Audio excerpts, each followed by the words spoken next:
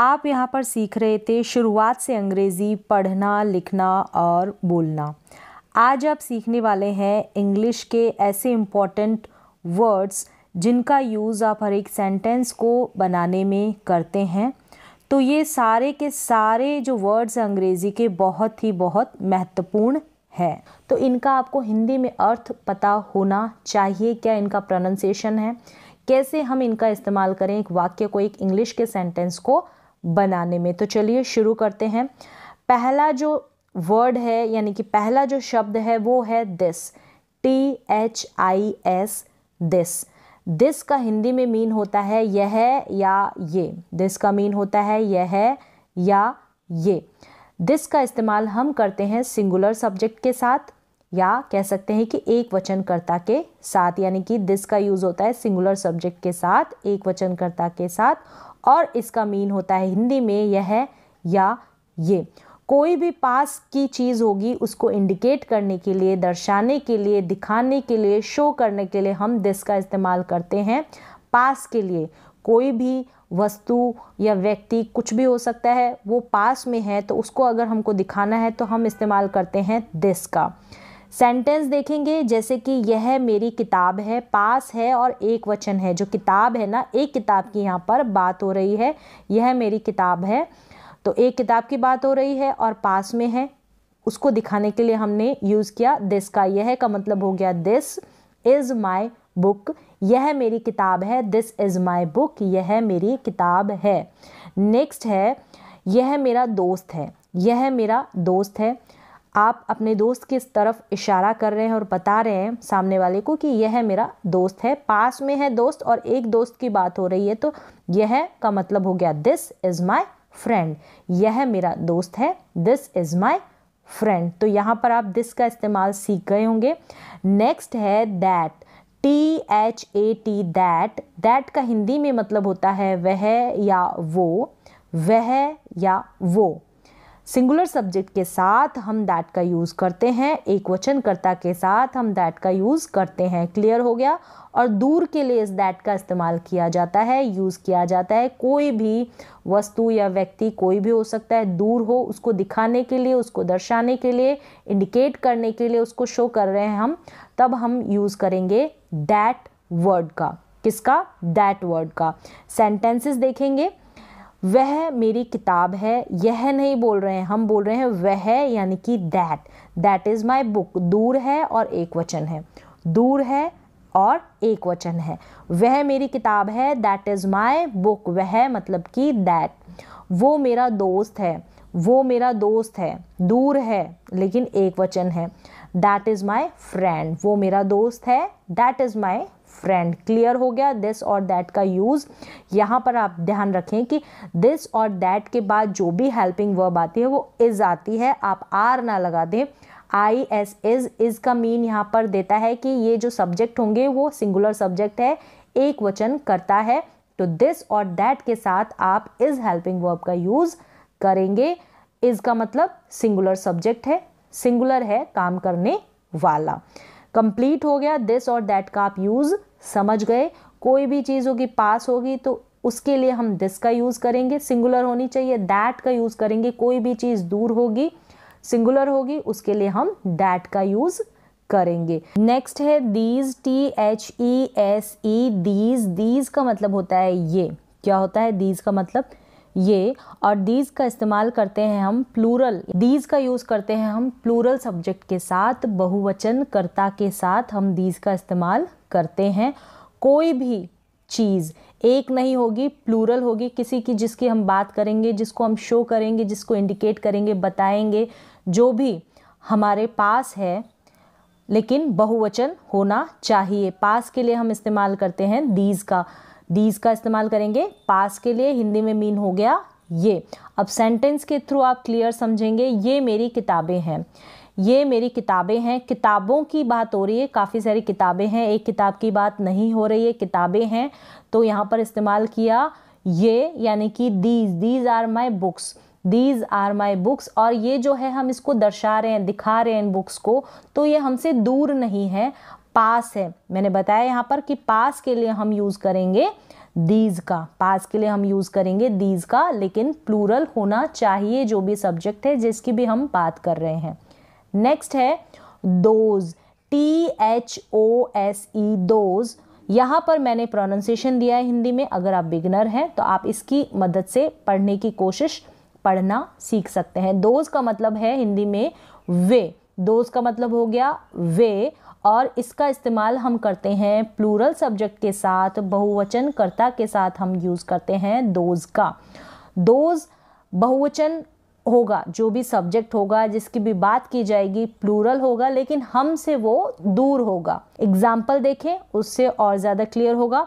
वे मेरी किताबें हैं, हम ये मेरी किताबें हैं नहीं बोल रहे हैं, हम बोल रहे हैं वे मेरी किताबें हैं, यानी कि those are my books, those are my books, वे मेरी किताबें हैं। थोड़ी दूर है वो, हमारे नज़दीक हमारे पास नहीं है, दूर है, तो दोज आर माई बुक्स हम शो कर रहे हैं, उसको दिखा रहे हैं कि those are my books.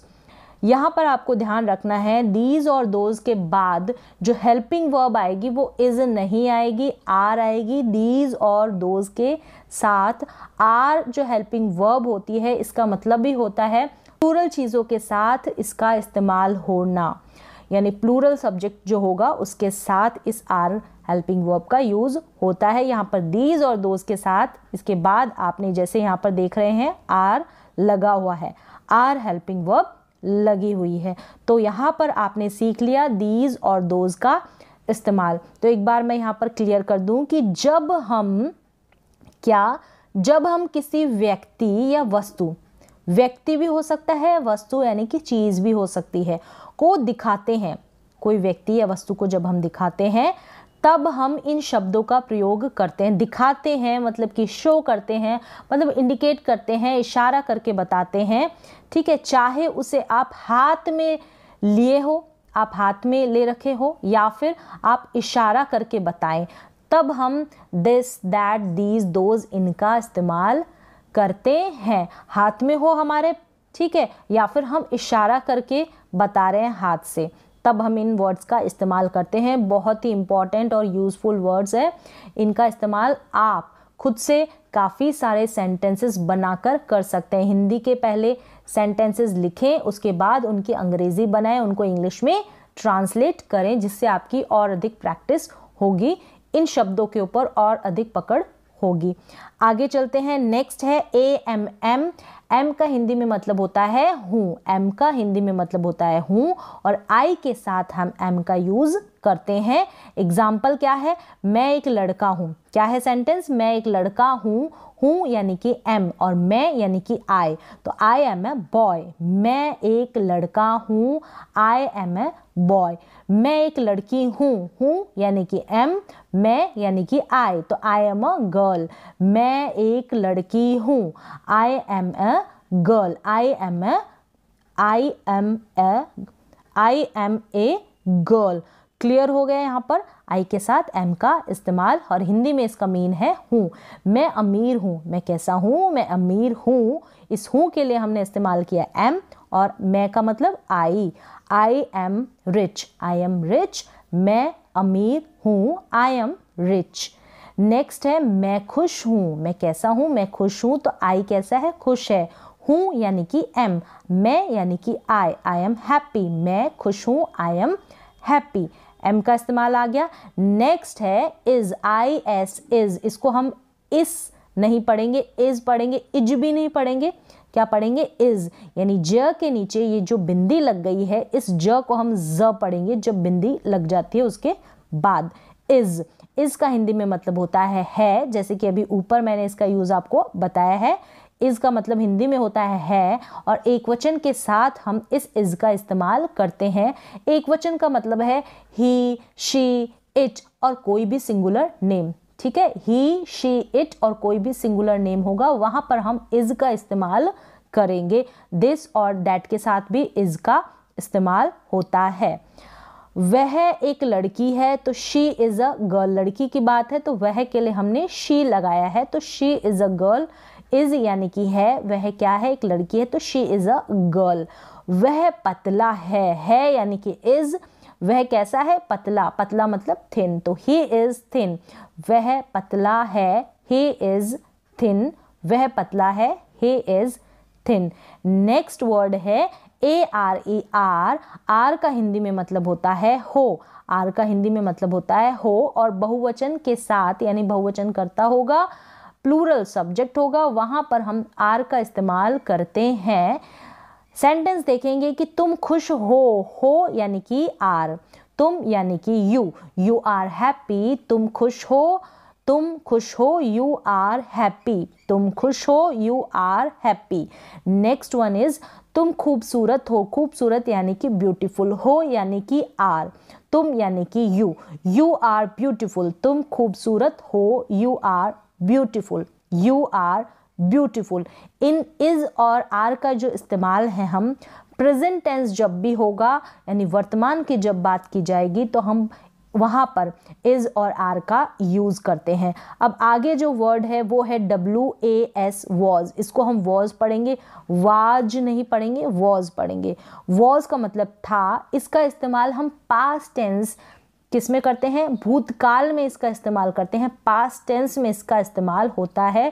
WAS was Hindi में इसका मतलब होता है था, और एक वचन के साथ यानी कि सिंगुलर सब्जेक्ट होगा वहां पर हम इस्तेमाल करेंगे WAS वॉज मतलब कि था।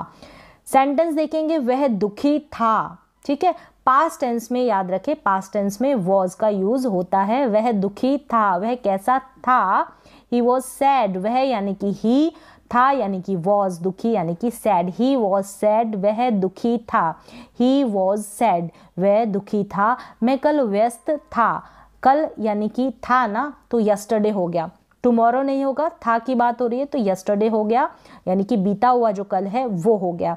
तो मैं यानी कि आई, था यानी कि वॉज, कैसा था मैं, बिजी था, कब, कल, आई वॉज बिजी यस्टरडे, मैं कल व्यस्त था, I was busy yesterday.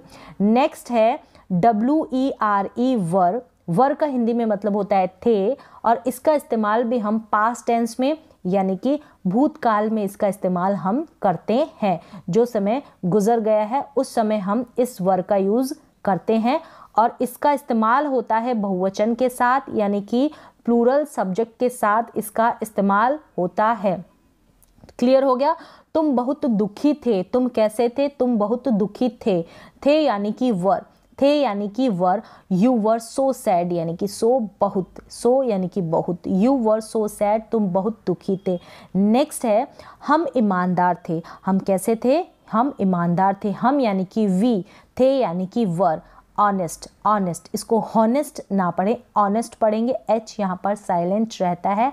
Honest का मतलब ईमानदार, हम ईमानदार थे, we were honest, we were honest. तो यहाँ पर क्लियर हो गया। वर का इस्तेमाल भी, वर का इस्तेमाल हम बहुवचन कर्ता यानी कि प्लूरल सब्जेक्ट के साथ करते हैं, तो आपको प्लूरल सब्जेक्ट और सिंगुलर सब्जेक्ट के बारे में पता होना चाहिए। नेक्स्ट है विल बी, विल बी का इस्तेमाल हम फ्यूचर टेंस यानी कि भविष्य काल में विल बी का इस्तेमाल किया जाता है। फ्यूचर टेंस जो आने वाला समय है उस समय हम विल बी का इस्तेमाल करते हैं। विल बी ये प्रोनाउंसिएशन है, इसका उच्चारण है। विल बी का हिंदी में मतलब होता है रहेगा, बनेगा या होगा। मतलब रहेगा मतलब रहेगा, रहेंगी या रहेंगे, इस तरीके से आप जो भी सब्जेक्ट होगा, मेल है फीमेल है, उस तरीके से ये गा गी भी बन जाएगा, तो ये आप ध्यान रखें। बनेगा का बनेगी भी हो सकता है, लड़की की बात होगी तो इस तरीके से। तो हिंदी में मीन हो गया रहेगा, बनेगा या होगा, रहेगा, बनेगा या होगा। ठीक है। I, we, you, they, he, she, it, singular, plural सभी के साथ हम विल बी का इस्तेमाल कर देते हैं। क्लियर हो गया। इन सभी सब्जेक्ट के साथ, यहाँ पर कोई ऐसा नहीं कि सिंगुलर के साथ करो, प्लूरल के साथ करो, नहीं, सारे सब्जेक्ट के साथ हम विल बी का इस्तेमाल कर देते हैं। सेंटेंस देखेंगे, मैं खुश रहूँगा, मैं खुश रहूँगा, गा आ गया, रहूँगा आ रहा है ना, तो आई विल बी हैप्पी, मैं खुश रहूँगा, आई विल बी हैप्पी, मैं खुश रहूँगा। क्लियर हो गया। मैं खुश रहूँगा, मैं तैयार रहूँगा, आई विल बी रेडी, मैं तैयार रहूँगा, आई विल बी रेडी, मैं तैयार रहूँगा, यानी कि विल बी, रहूँगा या रहूँगी होगा तो भी विल बी होगा। ठीक है। नेक्स्ट है तुम अध्यापक बनोगे, बनोगे यानी कि विल बी, बनोगे यानी कि भविष्य में बनोगे, फ्यूचर में बनोगे, तो तुम अध्यापक बनोगे, you will be a teacher, तुम अध्यापक बनोगे, you will be a teacher, will be यानी कि बनोगे, विल बी यानी कि बनोगे, तुम अध्यापक बनोगे, विल बी यानी कि बनोगे, you will be a teacher. Next है, अब यहाँ पर विल बी का इस्तेमाल आपको पता चल गया, यहाँ पर हिंदी में मीन आ गया कि रहेगा, बनेगा या होगा। सेम ऐसे ही शैल बी का यूज़ होता है, लेकिन आजकल हम सभी सब्जेक्ट्स के साथ विल बी का यूज़ करते हैं, विल बी का इस्तेमाल करते हैं। फिर भी आपको थोड़ी सी जानकारी होनी चाहिए, तो मैं बता देती हूँ कि शैल बी का इस्तेमाल जो होता है आई सब्जेक्ट और वी, आई और वी के साथ हम शैल बी का इस्तेमाल करते हैं, और सेम यही मीन देता है, रहेगा, बनेगा या होगा। तो यहाँ पर जैसे कि ये आई सब्जेक्ट है, तो आप यहाँ पर आई शैल बी रेडी, मैं तैयार रहूँगा, आई शैल बी रेडी, ऐसे भी बोल सकते हैं। लेकिन आजकल हम विल बी का ही इस्तेमाल करते हैं, वैसे शैल बी का इस्तेमाल होता है आई और वी सब्जेक्ट के साथ। तो यहाँ पर ये जो इम्पोर्टेंट वर्ड्स हैं इनका इस्तेमाल आपने सीख लिया है, इनका अर्थ आपने सीख लिया, प्रोनाउंसिएशन, उच्चारण कंप्लीट ये आपको समझ में आ गया है। तो इसी प्रकार से आप इनकी प्रैक्टिस कर सकते हैं और काफ़ी सारे खुद से सेंटेंसेस बना सकते हैं। तो आज के लिए बस इतना ही, मिलते हैं एक और नए एजुकेशनल वीडियो के साथ, तब तक के लिए थैंक यू सो मच।